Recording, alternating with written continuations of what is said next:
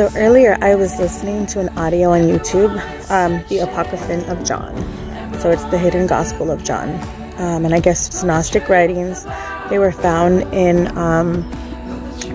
like near the Dead Sea, in the caves, the Dead Sea Scrolls.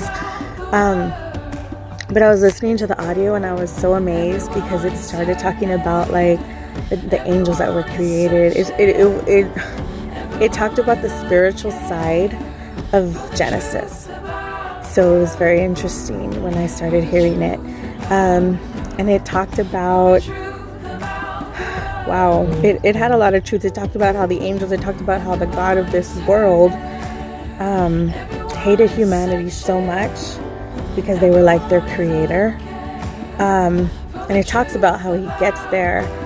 And it explains a little bit more. And so it's interesting, but there's even points where it says poison them with the water, and how it basically puts them to sleep so that they don't remember who they were.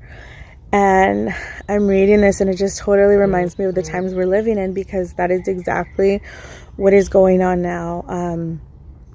There's a spot, I'm going to try to make a video of it, that I shared it on my Facebook, but it talks about how they're trying to continue to keep us asleep so that we don't remember who our creator is and whatnot. So check it out. I found it on YouTube. It's super interesting. It even while reading it, even like the Dead Sea Scrolls, the Dead Sea is a sea that is so salty that there's no life form, right? But they've found life growing in it. And it just reminds me of how the Lord tells us we are to be the salt of this earth, you know? And it also brings me to the fact, like, how when you think of salt now and you put it on a person, like you think of someone salty, you think of someone bitter. So just even the transition of how the original, like when God says it as opposed to when the world says it. When God says it, be the salt of the earth, he wants us to be that, you know, like different. He wants us to put flavor into the rest of life. And when we hear it in the world, we think someone's salty, we think they're bitter, we automatically think negative. So awaken, because there are truths coming out, and when you're really seeking the truth, you find it.